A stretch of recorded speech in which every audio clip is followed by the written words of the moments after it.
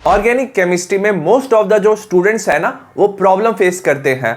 वो चैप्टर तो पढ़ लेते हैं बट उनसे क्वेश्चन सॉल्व नहीं होते।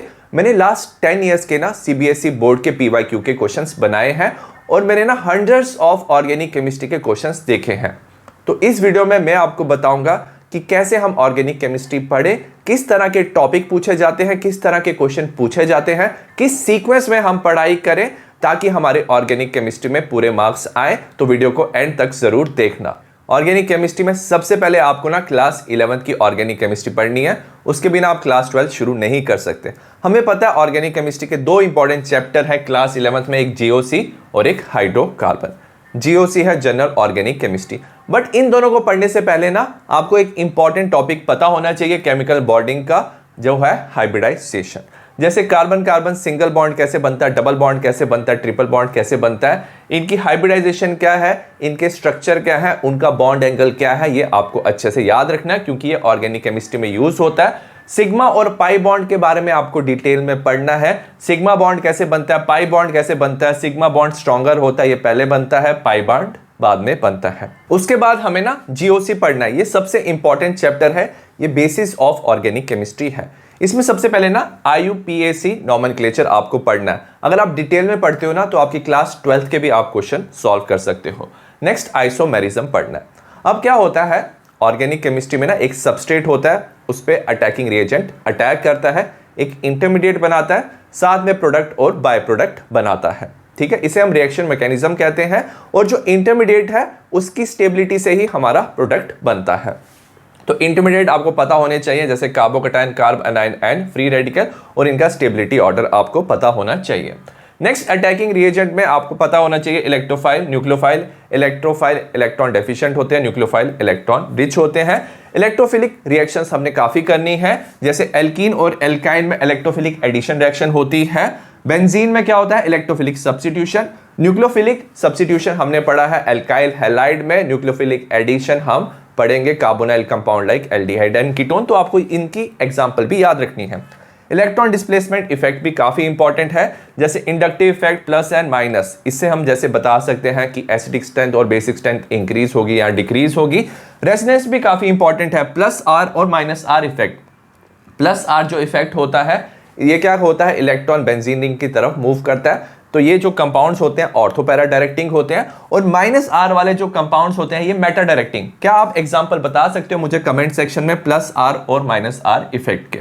ठीक है, electromeric effect and hyper conjugation. तो ये सारी चीजें आपको अच्छे से याद रखना है। अगर हम हाइड्रोकार्बन की बात करें ना, बहुत सारी जो रिएक्शन हाइड्रोकार्बन की 11th में है वो 12th में भी यूज होती है।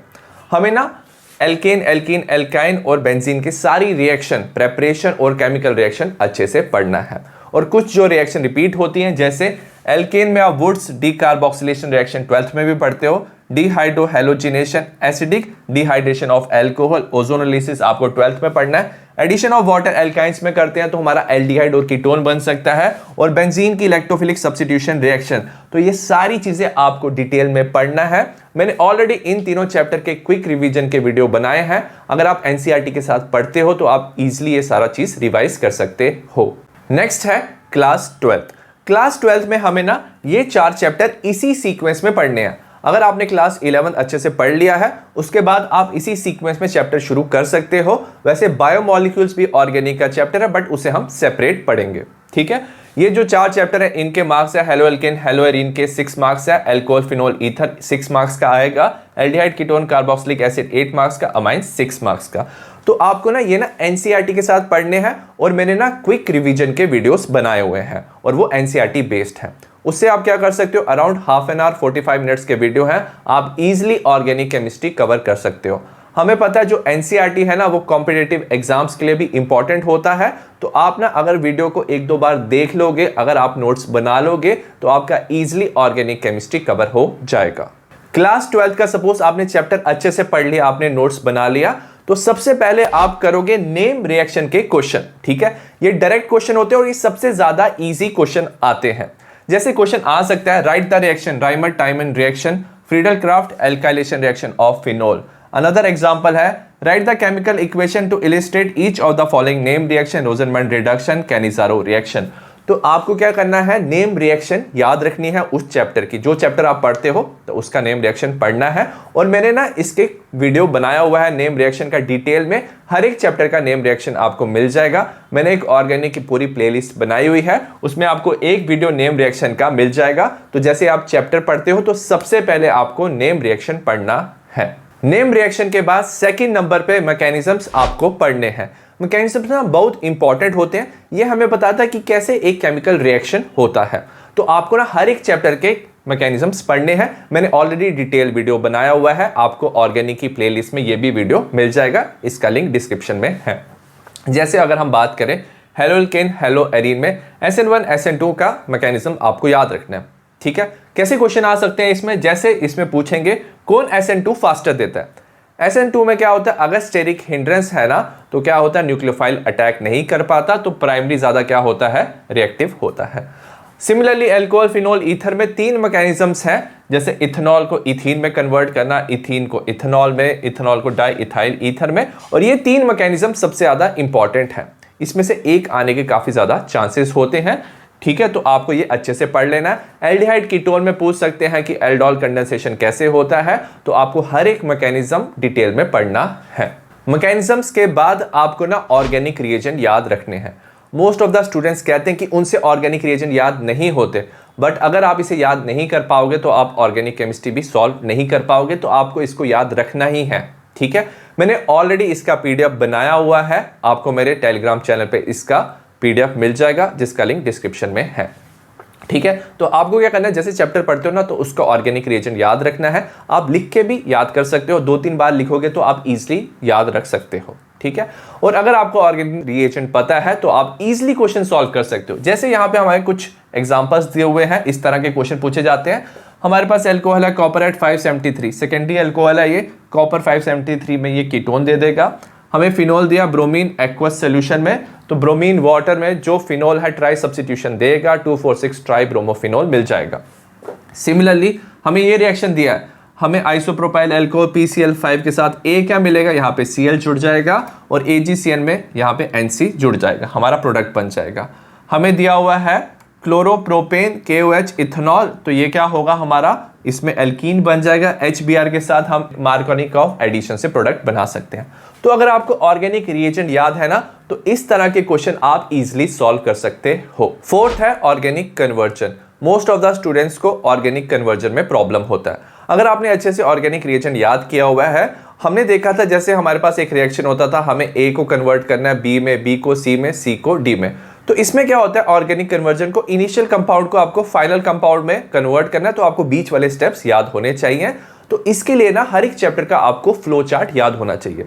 जैसे मैंने एक छोटा सा फ्लो चार्ट बनाया हुआ है हेलो एल्केन का, ठीक है। हमारे पास प्रोपेनॉल है, हम क्या कर सकते हैं, PCl3 PCl5 या SOCl2 के साथ रिएक्ट करके हम क्लोरोप्रोपेन बना सकते हैं। अगर वापस हमें ये अल्कोहल चाहिए तो एक्वस NaOH के साथ हमें ये अल्कोहल मिल जाएगा। एल्कोहलिक KOH के साथ हम क्या कर सकते हैं, एलिमिनेशन कर सकते हैं, हमारा प्रोपीन मिल जाएगा। HBr के साथ अगर हम रिएक्ट करते हैं तो मार्कोनिकॉफ प्रिंसिपल से 2 ब्रोमोप्रोपेन बन जाएगा। और अगर आपने पेरोक्साइड लिया HBr के साथ तो आपका 1 ब्रोमोप्रोपेन बनेगा, ठीक है। तो आपको हर एक चैप्टर का फ्लो चार्ट याद रखना है। मैंने ऑलरेडी ऑर्गेनिक कन्वर्जन की वीडियो बनाई है, उसमें आपको हर एक चैप्टर का फ्लो चार्ट मिल जाएगा, ठीक है। अब हम क्या कर सकते हैं, इस फ्लो चार्ट से हम क्वेश्चन सॉल्व कर सकते हैं। जैसे हमें दिया है 1 ब्रोमोप्रोपेन टू 2 ब्रोमोप्रोपेन, हमें Br को रिमूव करके उसकी पोजीशन चेंज करनी है, तो हमें ये वाला स्टेप चाहिए। सबसे पहले अल्कोहलिक KOH से हम प्रोपीन बना लेंगे और नॉर्मली HBr ऐड करके हम 2 ब्रोमोप्रोपेन बना सकते हैं।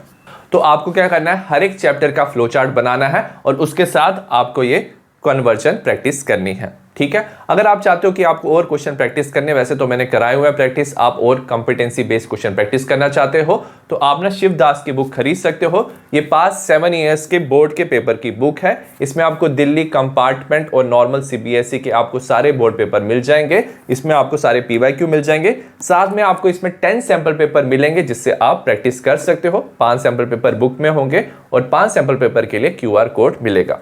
लेटेस्ट करिकुलम के हिसाब से है। तो अगर आप चाहते हो कि आप ऑर्गेनिक केमिस्ट्री में और बेटर करना चाहते हो, आप और क्वेश्चन प्रैक्टिस करना चाहते हो, तो ये बुक खरीद सकते हो। इसका प्राइस अभी सिर्फ 149 रुपीज़ है। अमेजॉन में ये आपको मिलेगा, लिंक आपको डिस्क्रिप्शन और कमेंट में मिल जाएगा। कन्वर्जेंस के बाद आप डिस्टिंग्विश टेस्ट पढ़ सकते हो, इससे ना डायरेक्ट क्वेश्चन आ सकते हैं। जैसे बेंजोइक एसिड और फिनोल को हम कैसे डिस्टिंग्विश कर सकते हैं। बेंजोइक एसिड बाइकार्बोनेट टेस्ट देता है, हमें ना इसके साथ रिएक्शन भी लिखना है। मैंने डिस्टिंग्विश टेस्ट का ऑलरेडी वीडियो बनाया हुआ है।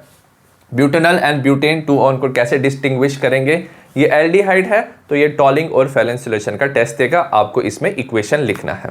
अनदर टाइप ऑफ क्वेश्चन आ सकते हैं जैसे identify A, B and C. जैसे हमें क्वेश्चन दिया an alkene with molecular formula C5H10, ये ओजोनोलिसिस से देता है mixture of compound B and C. Ozonolysis से एल्डिहाइड या कीटोन बनता है। जो बी है वो पॉजिटिव फेलिंग टेस्ट देता है, तो मतलब ये क्या है, एल्डिहाइड है। Also react with iodine and NaOH, iodoform, ठीक है। सिर्फ एक ही एल्डिहाइड आयोडोफॉर्म टेस्ट देता है विच इज CH3C OH, तो इथेनॉल ये टेस्ट देगा, तो एक कंपाउंड इथेनॉल है। जो कंपाउंड सी है does not give Fehling solution test, तो मतलब क्या होगा, जो सी है वो कीटोन होगा और ये आयोडोफॉर्म टेस्ट देगा। 5 कार्बन का इनिशियल कंपाउंड था, 2 कार्बन का एल्डिहाइड था, तो 3 कार्बन का हमारा कीटोन क्या बन जाएगा, एसीटोन बन जाएगा। और ये जो तरह के क्वेश्चन है आइडेंटिफाई ए, बी, सी, इसका भी मैंने वीडियो बनाया हुआ है। नेक्स्ट है एसिडिक एंड बेसिक स्ट्रेंथ, इसका भी मैंने वीडियो बनाया हुआ है। तो अगर इसके क्वेश्चंस की बात की जाए तो क्वेश्चन आते हैं जैसे arrange in increasing order of acidic strength. हमें पता होना चाहिए जो एसिड है -I इफेक्ट से उनकी एसिडिक स्ट्रेंथ इंक्रीज होता है। तो यहाँ पे फ्लोरीन है, ज़्यादा इलेक्ट्रोनेगेटिव है, इलेक्ट्रॉन ज़्यादा अपनी तरफ विड्रॉ करेगा, तो ये सबसे ज़्यादा एसिडिक होगा। फिर यहाँ पे ये क्लोरीन है, ये उसके बाद, और उसके बाद CH3COH, ठीक है। क्वेश्चन ये भी पूछ सकते हैं which of the following is more basic. Basic में क्या होता है, जितना ज़्यादा +I इफेक्ट होता है उतना ज़्यादा बेसिक स्ट्रेंथ इंक्रीज होता है। यहाँ पे CH3 ग्रुप है, ये इलेक्ट्रॉन डोनेट करेगा, नाइट्रोजन पे इलेक्ट्रॉन डेंसिटी यहाँ पे ज्यादा होगी और ये ज्यादा बेसिक होगा। तो आपको इस तरह के क्वेश्चंस भी प्रैक्टिस करने हैं। 7th है फिजिकल प्रॉपर्टीज। फिजिकल प्रॉपर्टीज में मेल्टिंग पॉइंट, बॉइलिंग पॉइंट और सॉल्युबिलिटी पूछ सकते हैं। जैसे क्वेश्चन है arrange in increasing order of boiling point. Ethoxy ethane ether है, ब्यूटेनॉल एल्डिहाइड है, ब्यूटेनॉल एल्कोहल है और ये एन ब्यूटेन हाइड्रोकार्बन है।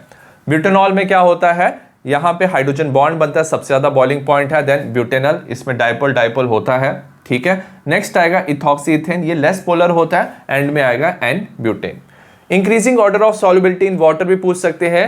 ये सेकेंडरी अमाइन है, प्राइमरी अमाइन है और ये एनिलीन है।